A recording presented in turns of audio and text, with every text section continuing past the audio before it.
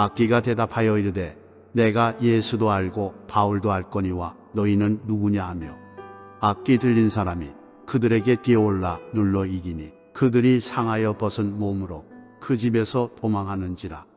에베소에 사는 유대인과 헬라인들이 다 이 일을 알고 두려워하며 주 예수의 이름을 높이고 믿은 사람들이 많이 와서 자복하여 행한 일을 알리며 또 마술을 행하던 많은 사람이 그 책을 모아가지고 와서 모든 사람 앞에서 불사르니 그 책값을 계산한즉 은 5만이나 되더라.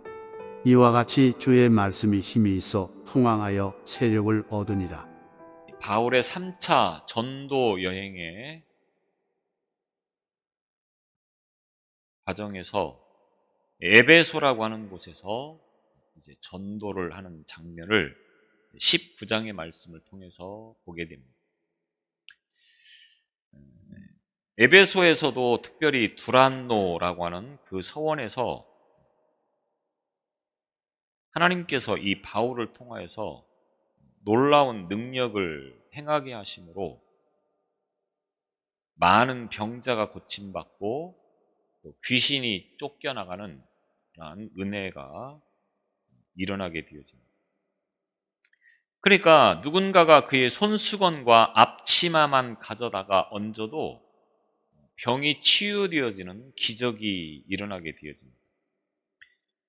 그러자 떠돌이 마술사들이 시험 삼아 귀신 들린 사람에게 예수의 이름으로 귀신을 쫓아내려고 하는 일을 하게 되어집니다. 그리고 유대의 제사장이었던 스게와와 그 아들 일곱도 이 일을 따라서 하려고 하는 것입니다. 그런데 오늘 15절에 보면 악귀가 대답하여 이르되 내가 예수도 알고 바울도 알거니와 너희는 누구냐 하며, 악귀가 예수도 알고 바울도 알고 아는데 예수의 이름으로 지금 이 일을 행하려고 하는 너희들은 누구냐, 이렇게 질문을 하는 것입니다. 바울은 예수의 전파자로 예수의 이름을 믿음으로 귀신을 쫓아내는 능력을 행하였었습니다. 그런데 스가와와 또 그의 7 아들들에게서 이러한 예수님과의 인격적 관계성을 발견하지 못한 악귀라고 하는 것을 지난 시간에 말씀을 드렸는데, 그러니까 예수의 이름으로 귀신을 쫓아내려고 하는 것들이 다 되어지는 것은 아니다라고 하는 겁니다. 다시 말하면 예수의 이름이라고 하는 그 능력 자체도 물론 엄청난 능력을 가지고 있는 것은 사실이지만 그 이름을 누가 사용하느냐라고 하는 것은 매우 결정적 요소가 되어진다고 하는 것을 우리가 이 말씀을 통해서 보게 되어지는 것입니다.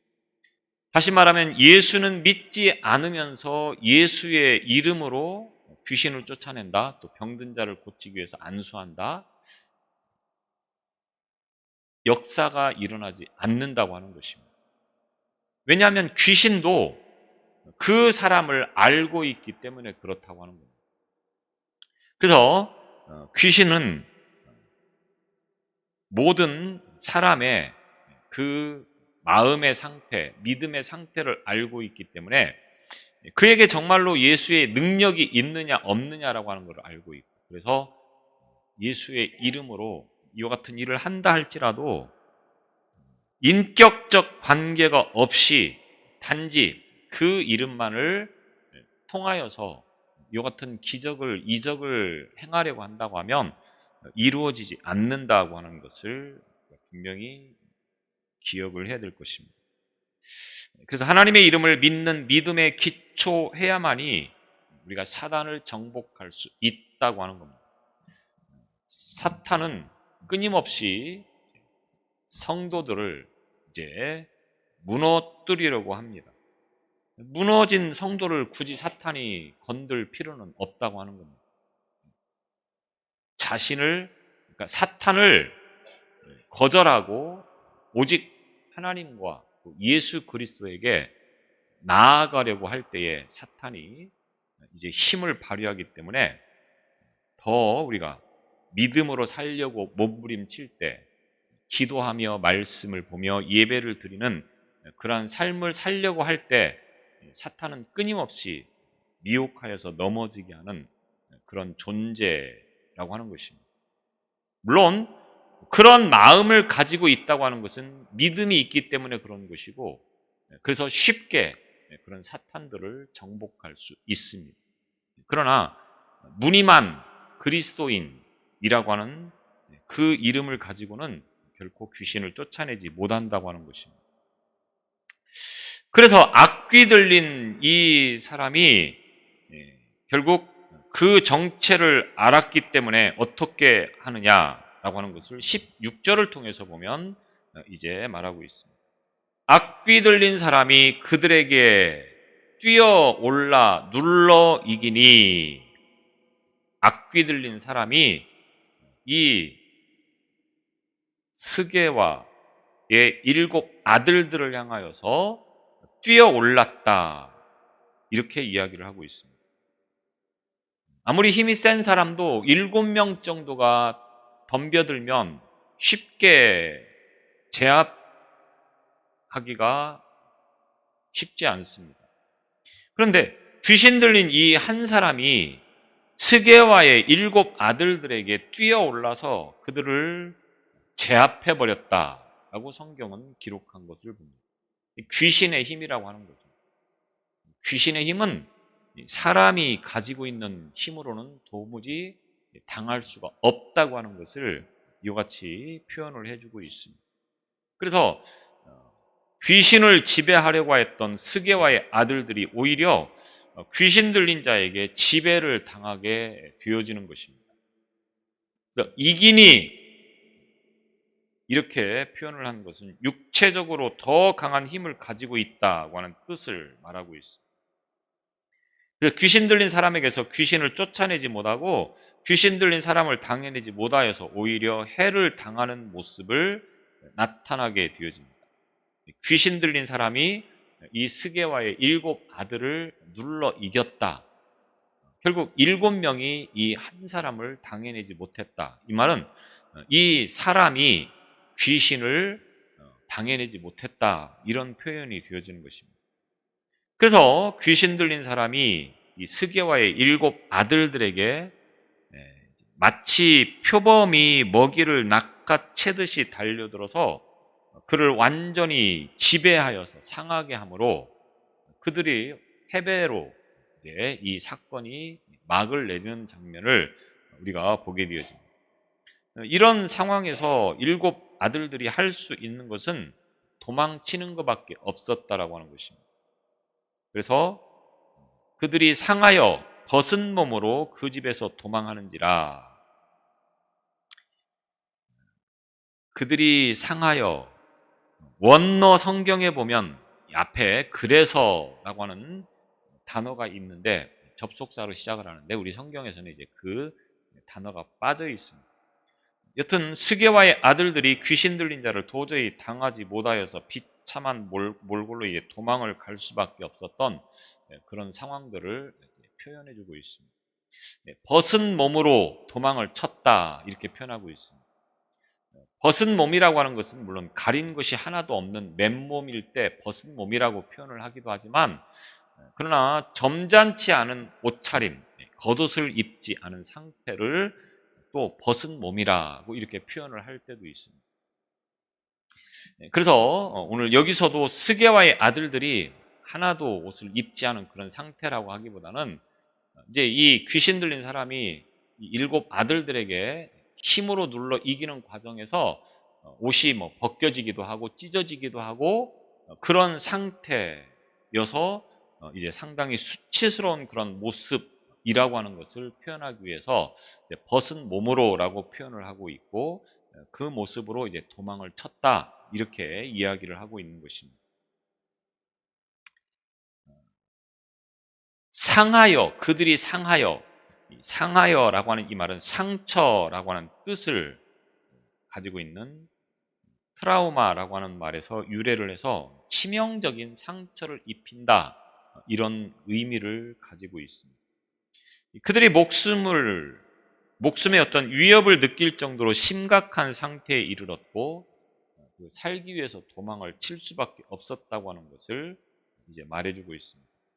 이 소문이 널리 알려졌다고 하는 것은 스게와의 일족들이 에베소에 거하는 유대인과 헬라인들에게 아마 평소에도 잘 알려진 사람들이었기 때문일 수도 있겠고, 또 이 소동이 모든 사람들이 다 알 정도로 엄청나게 큰 사건이었다고 하는 것을 의미하는 말씀이 되기도 하겠습니다. 놀랍게도 이 사건을 통해서 에베소에 어떤 일들이 일어납니까? 17절에 보면 에베소에 사는 유대인과 헬라인들이 다 이 일을 알고 두려워하며 주 예수의 이름을 높이고, 결국 복음의 역사라고 하는 것이 참 우리가 전혀 생각지 못했던 방법들을 통하여서 이제 전파되어지는 과정들을 보게 되죠. 그런데 오늘 이 말씀에서 보면 어떤 놀라운 일이 일어납니까? 그 예수의 이름을 빙자하여서 자기들이 어떤 좀 이 세상에서 살아가는데 좀 이익을 볼까 해서 예수의 이름으로 귀신을 쫓아내고 또 병든 자를 고치는 일을 하려고 했던 이 잘못된 그 믿음의 사람들의 이 행동이 결국은 에베소에서 더 크게 부흥의 역사가 일어나는 길이 되었다라고 하는 것을 우리는 보게 되었습니다. 그래서 복음을 전하는 일들이, 복음이 전파되어지는 그 과정들이 늘 우리가 생각하는 것처럼 그런 방법만이 아니고 때로는 전혀 예상치 못했던 방법들이 복음 전파에 있어서 굉장히 중요한 역할을 하게 되어지는 모습들을 성경은 증명하고 있는 것입니다. 그래서 초대교회의 예루살렘 안에 핍박이라고 하는 것을 통하여서 활복음이 세계 각처로 흩어지게 했던 그런 것들을 우리가 기억하듯이 이 에베소에도 더 복음이 활성화되어지는 기회, 이것이 어떤 방법이었습니까? 바로 그 이름을 빙자하는 가짜들, 거짓된 사람들에 의해서 복음이 더 놀랍게 전파되어지는 과정을 우리가 보게 되어집니다. 그래서 사람들은 이 두란노 사역에 있어서 바울의 사역이 참으로 놀라운 것이구나 라고 하는 것을 분명하게 보게 되어지는 것입니다.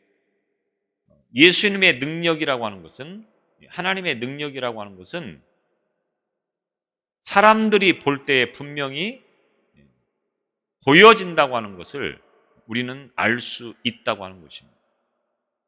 우리가 믿음으로 산다고 하는 것은 이와 같이 예수님의 이름과 하나님의 이름을 힘입어서 능력을 행할 때에 바로 그 복음이 증거되어지는 역사가 일어난다고 하는 겁니다.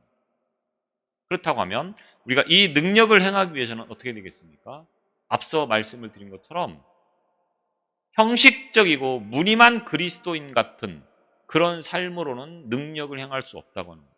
내 안에 그리스도가 역사하여서 나와 그리스도와 하나님과의 그 관계가 매우 유기적인 그런 관계가 되어짐을 통하여서 내 안에서 그 능력이 나타나게 되어지고, 그리고 그 능력을 보면서 사람들은 하나님의 놀라운 능력을 경험하며 보며 목격하며 그리고 주님 앞에 나오는 일들이 일어나게 되어진다라고 하는 것입니다. 물론 이것들을 이용하는 사람들도 분명히 많이 나오겠죠. 왜냐하면 항상 고가의 어떤 진품들은 반드시 뭐가 따릅니다. 짝퉁이라고 하는 게 따르게 되어 있습니다. 그래서 유명하면 가치가 있는 것이면 그것에 대한 짝퉁이 반드시 등장을 하기 때문에 이 예수의 능력이라고 하는 것도 결국은 짝퉁이 등장을 해서 거짓된 그런 사람들이 참 많은 것이 분명 사실입니다. 쉽게 말하면 뭐 이단들이 많이 나온다고 하는 거죠. 그런 일들이 일어나지만 여튼 이제 이 예수의 이름이 다양하게 이제 각처로 흩어지고 예배소 전역을 이제 부흥시키는 하나의 기회가 되어지는 것을 우리가 볼 수 있습니다.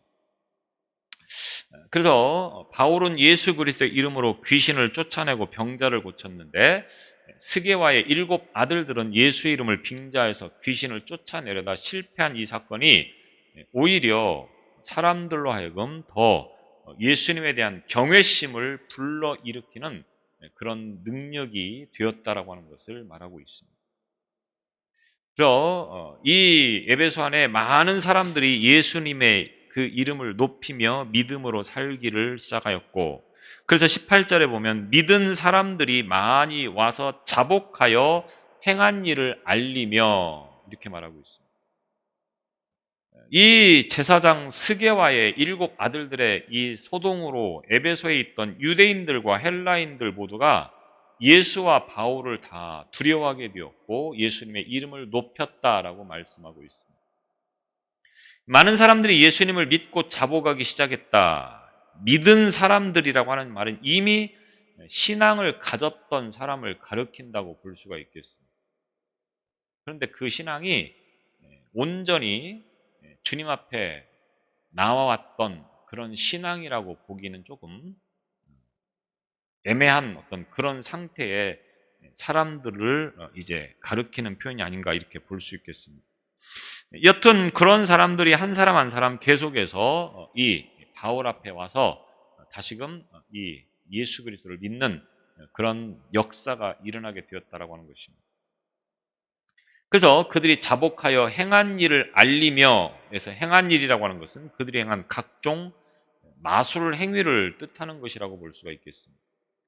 이같이 에베소에는 믿음은 가지고 있었지만 죄악된 삶을 완전히 청산하지 못했던 그런 신앙인들이 참 많이 있었다고 하는 겁니다.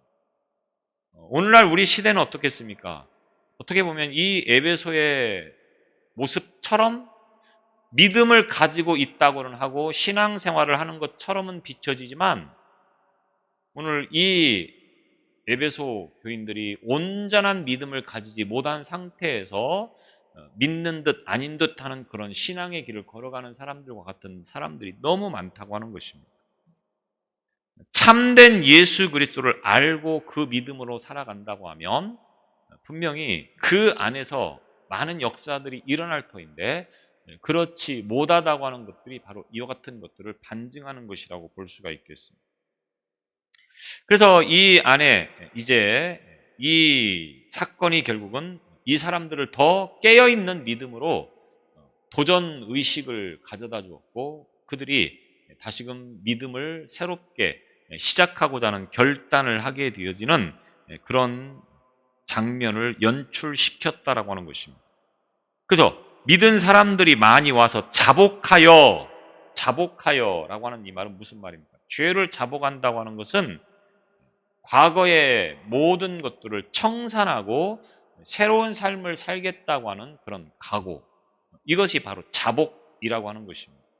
그러니까 이전까지는 믿음 생활을 한다고 하였지만 온전한 믿음을 가지지 못하였던 그들이 이 사건을 계기로 자신들의 모든 과거를 철저하게 회개하고 다시 온전한 믿음으로 살기를 결단하는 그런 신앙의 길을 선택했다라고 하는 것을 이렇게 표현을 한 것이라고 볼 수가 있겠습니다.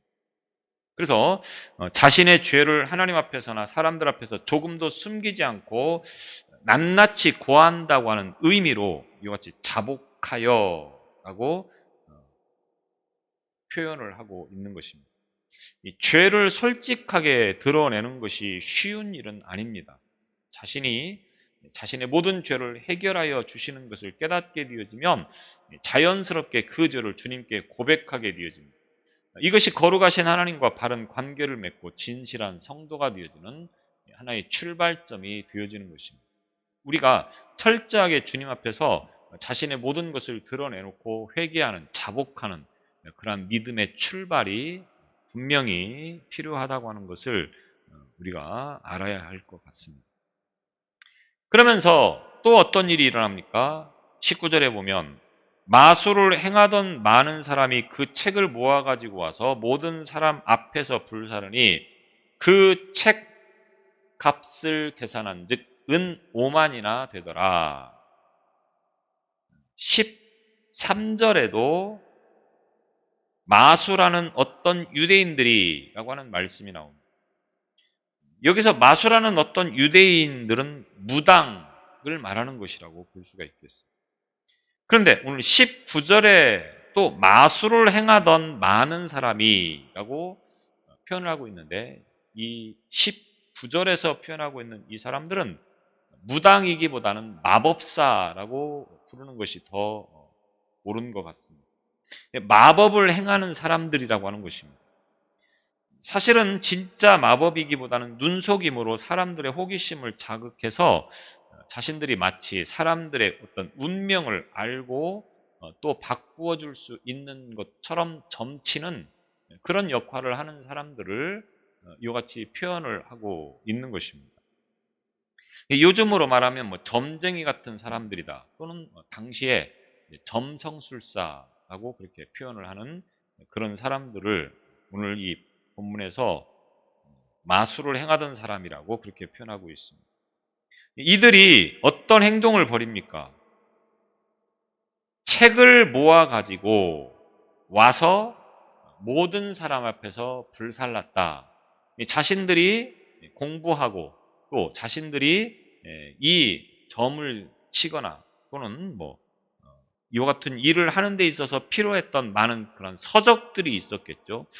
그 서적들을 가지고 와서 사람들이 보는 앞에서 공개적으로 불을 태웠다라고 하는 것입니다. 굉장히 놀라운 일이 아닐 수 없습니다. 이 마법 책들은 자신들에게 있어서 돈벌이를 하기 위해서 반드시 사용해야 하는 그런 필수 자료들 아니겠습니까? 그들의 생계와 직접적인 연관성을 가지고 있었던 것이라고 볼 수 있습니다. 그런데 이들이 그 소중한 것들을 가지고 와서 다 불태웠다라고 하는 것을 성경은 증언하고 있습니다. 우리가 회개한다고 할 때 회개가 무엇을 말하는 것입니까? 그냥 입으로 회개합니다. 이런 회개를 과연 회개라고 할 수 있느냐? 이 마법사들이 회개하는데 어떻게 회개를 했습니까? 자신들이 그동안 생계를 위해서 자신들의 삶을 위해서 필요로 했던 그 책들을 다 가지고 나와서 불태웠다고 하는 겁니다. 그러니까 사람들이 그 책들을 계산을 해보니까 그 책값이 얼마나 됩니까? 은 5만이나 되더라. 이렇게 이야기를 하고 있습니다. 원래는 이 은 5만이라고 하는 말을 은 5만 드라크마라고 그렇게 표현을 할 수가 있겠습니다. 당시 화폐 단위가 드라크마였기 때문에 그렇습니다. 은 5만 드라크마라고 하면 가격이 어떻게 되느냐? 당시 1 드라크마가 노동자의 하루 품삯이었습니다. 그러면 5만 드라크마면 노동자가 5만 일을 해야 모을 수 있는 돈이라고 하는 겁니다. 물론 여러 명의 어떤 책이기 때문에 한 사람으로서의 어떤 가치만을 따지기는 어렵겠지만 여튼 몇 명이 모였는지는 구체적으로 알 수 없지만 당시 그 불태워버린 책값이 은 5만 드라크마가 될 정도로 엄청난 일이었다고 하는 것입니다. 진정한 회개가 무엇인가를 우리는 이 말씀을 통해서 볼 수 있어야 되겠습니다. 자신들이 그동안 해온 것들이 얼마나 무익한 일인가, 얼마나 헛된 일이었는가, 얼마나 악한 일이었는가 라고 하는 것을 깨달음을 통하여서 그 모든 과거를 완전히 청산하고 이제는 주님께 돌아서고자 하는 그 결단을 이들은 행동으로 보였다라고 하는 것입니다. 말로만, 마음으로만 돌아서는 것이 아닙니다. 예수님의 제자들이 예수님을 따르기 위해서 어떻게 했습니까? 자신들이 가지고 있는 모든 것들을 다 버리고 주님을 따랐습니다. 이것이 주님을 따르는 길입니다. 회개는 무엇입니까? 내가 소중하게 생각하고 여겼던 그것들을 다 버리고 주님 앞에 완전히 돌아서는 것이 곧 회개라고 하는 것을 우리는 이 사건을 통해서 볼 수 있어야 된다고 하는 것입니다. 사람들이 책값을 계산한 것은 그것이 아까워서 그랬던 것이 아니고 이 사람들이 어떤 결단을 하였는가를 보여주기 위해서 계산을 한 것이라고 우리는 볼 수가 있겠습니다. 사람은 가치에 따라서 움직이는 존재라고 말을 해도 틀린 말이 아닐 것 같습니다. 그러니까 내가 소중하다고 여기는 그 가치 있는 일이라고 여기는 일에 사람은 다 마음이 따르게 되어 있다라고 하는 것입니다. 그래서 가치에 따라서 내 목숨보다도 더 가치 있는 일이라고 여기면 기꺼이 목숨도 버릴 수 있는 것이 사람입니다. 예를 들면 부모는 자녀들이 어떤 문제를 만나서 자녀를 대신해서 죽어야 된다. 그러면 어떻습니까? 자녀의 가치가 내 목숨보다 더 크기 때문에 기꺼이 목숨을 버려서 그 자녀를 살리고자 하는 것이 부모의 심정이라고 하는 것입니다. 아니는 사람도 있겠지만 가치 있는 일이라고 하면 그 가치 있는 일을 위해서는 그거보다는 못한 것들을 다 버릴 수 있어야 된다고 하는 것입니다. 마태복음에서 천국 비유를 말씀하고 있을 때 가치 있는 일을 위해서는 자신이 가지고 있는 그 모든 것들을 다 버리고 그 가치 있는 것을 선택하는 사람이 천국을 들어가는 자다. 이렇게 말씀하는 것을 봅니다. 그러니까 예배의 가치가 얼마만큼이냐라고 하는 것에 의해서 사람들은 예배를 참석하기도 하고 예배를 소홀하게 생각하기도 한다고 하는 겁니다. 예배를 목숨과 같은 것으로 가치 있게 여긴다고 하면 뭡니까? 어떤 상황에서도 예배를 빠지지 않는다고 하는 것입니다. 그런데 예배에 참석하지 못하는 이유는 무엇입니까? 예배에 대한 가치가 다른 것보다 덜하기 때문입니다. 내가 먹고 사는 문제가 더 가치 있는 일이고 내가 어떤 친구와 약속하는 것이 더 가치 있는 일이고 내가 다른 데 놀러 가는 것보다 더 가치 없게 예배를 생각하기 때문에 예배를 참석하지 않는다고 하는 겁니다. 이 마법사들에게 있어서 가장 가치 있는 것은 무엇이었습니까? 책들이었습니다. 왜? 이런 것들이 자신들을 생계를 유지해주는 아주 소중한 자산이었기 때문에 그렇습니다. 그런데 예수님을 알게 되니까 그런 것들은 대단히 하찮게 여겨지는 아무것도 아닌 것으로 여겨지는 예수야말로 우리의 인생에 있어서 가장 가치 있는 분이라고 하는 것을 알게 되었기 때문에 그 고가의 책들을 다 불태워 버렸다라고 하는 것입니다. 오늘 이 마법사들에게 있어서 은 5만의 가치가 있는 이 책이 오늘 우리 안에도 분명히 있을 겁니다.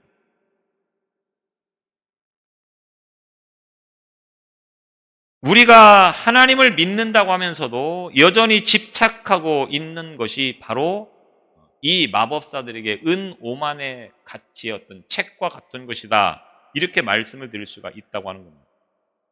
집착하면 눈과 귀를 잃는다고 하는 말이 있다고 합니다.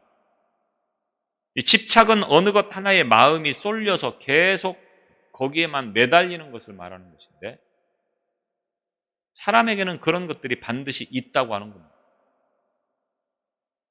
지금 우리가 집착하고 있는 것, 다시 말하면 눈과 귀를 잃게 하는 그런 것들이 분명히 있다고 하는 것입니다. 그래서 그것을 불태워버리지 않는 한 우리가 하나님 앞에 온전히 나아갈 수 없다고 하는 것을 우리가 이 말씀을 통해서 깨달을 수 있어야 되는 것입니다.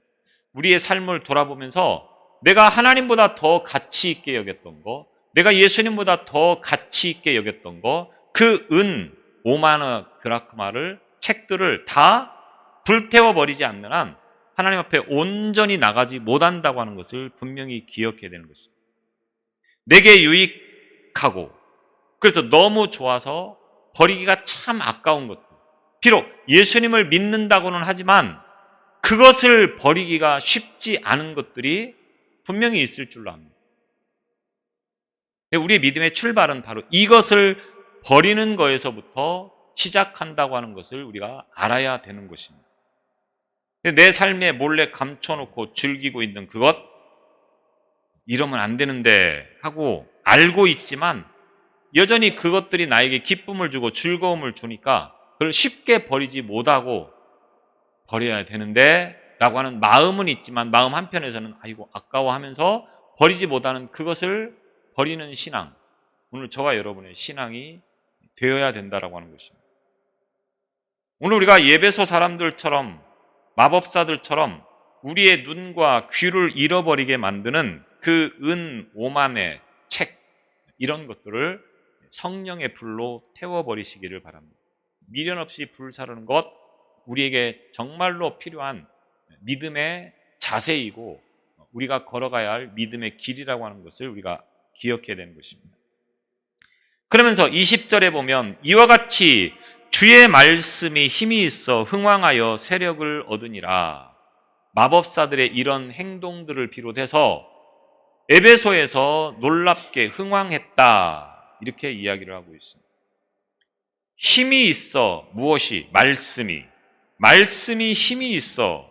그러니까 에베소에서 부흥의 역사가 일어난 가장 큰 원동력이 무엇이냐? 지금껏 바울의 그 사역을 설명하고 표현해 주다가 갑작스럽게 결론을 짓는데 어떻게 결론을 짓습니까? 오늘 20절을 통해서 주의 말씀이 힘이 있어, 이렇게 결론을 짓고 있다고 하는 겁니다. 힘, 권능, 주권, 통치권, 이런 어떤 뜻을 가지고 있는데 이 헬라 원어를 보면 성경에는 이 단어가 그렇게 많이 등장하지 않는데 일반적으로 헬라에서 사용할 때는 이 단어가 굉장히 많이 쓰였다고 합니다. 전쟁을 묘사할 때 자주 사용되어지는 단어로 군사적인 힘을 나타낼 때 이 쓰는 표현이 바로 이 힘이 있어라고 하는 단어가 됩니다. 이 누가는 에베소의 부흥의 원인을 하나님의 말씀이 군사적인 아주 강력한 힘과 같은 능력을 가지고 있었기 때문에 이런 결과가 일어났다라고 결론을 짓고 있다라고 하는 겁니다. 겉으로만 보면, 그리고 지금까지 말씀들을 통해서 보면 마치 에베소의 부흥의 원인이 바울이 행하였던 어떤 이적으로 인한 것 아니냐라고 우리가 생각할 때쯤 결론이 무엇으로 돌아갑니까? 말씀으로 돌아갔다고 하는 것입니다. 물론 이적이 교회를 부흥시키는 일에 있어서 큰 역할을 하는 것은 분명히 사실입니다. 그러나 그것 자체만으로는 부흥이 원인이 되어지지는 않는다고 하는 것입니다. 그런 부흥은 순간적인 부흥의 역사는 일어나겠죠. 그러나 시간이 흘러가면 다 모래알처럼 흩어져 버리는 그런 결과로 나타나는 경우들이 참 많습니다. 이적은 때로는 필요한 것이지만 그것 자체가 우리의 믿음을 지탱시키는 힘이 되어지지는 못한다고 하는 겁니다. 우리의 힘은 뭡니까? 오직 말씀이라고 하는 것입니다. 그래서 복음 전파를 돕는 능력을 가지고 있는 것은 사실이지만 그러나 목적이 되어지지는 않는다고 하는 것을 통하여서 우리가 정말로 참된 부흥을 원한다고 하면, 또 내 자신이 참된 믿음의 성장을 원한다고 하면 무엇을 붙잡아야 됩니까? 하나님의 말씀을 붙잡아야 된다고 하는 겁니다. 왜? 말씀의 힘이 있기 때문에 그 말씀을 통하여서만이 우리가 부흥의 역사를 일으킬 수 있기 때문에 그렇습니다.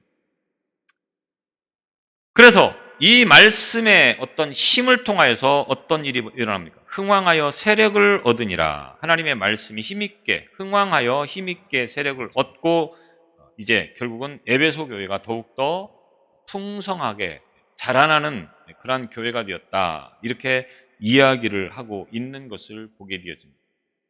에베소 사역에서 많은 일들이 일어나고 있지만 역시 가장 중요한 것은 말씀의 능력, 말씀의 힘이라고 하는 것을 통하여서 오늘날 성도들이 정말로 추구해야 될 것이 무엇인가? 정말로 믿음이 올바로 성장하기 위해서는 우리가 무엇을 붙잡아야 될 것인가라고 하는 것을 오늘 이 말씀을 통하여서 우리에게 이제 결론처럼 주고 있습니다. 오늘 저와 여러분들이 말씀의 힘을 얻어서 더욱더 하나님 앞에 바로 서는 그 믿음의 승리자가 될 수 있기를 바랍니다. 기도하시겠습니다. 우리로 하여금 하나님의 놀라우신 이적을 통하여서 주님 앞에 나아가게 하심을 감사합니다. 그 이적을 통하여서 하나님의 능력을 보게 하심을 감사합니다. 그러나 그것이 곧 우리의 신앙의 목적은 아닌 것을 다시 한번 깨닫게 하여 주셔서 오직 말씀의 능력을 힘입어서 온전한 믿음으로 성장해가는 우리의 신앙이 되어지도록 인도하시고 역사하여 주옵소서. 말씀은 힘이 있어서 우리들을 더욱더 능력 있게 살아가는 원동력이 되어진다고 하는 것을 우리라금 깨닫게 하셔서 이 말씀의 능력 안에 붙들림 바 되어지는 신앙이 되게 하여 주옵소서. 예수님 이름으로 기도드리옵나이다.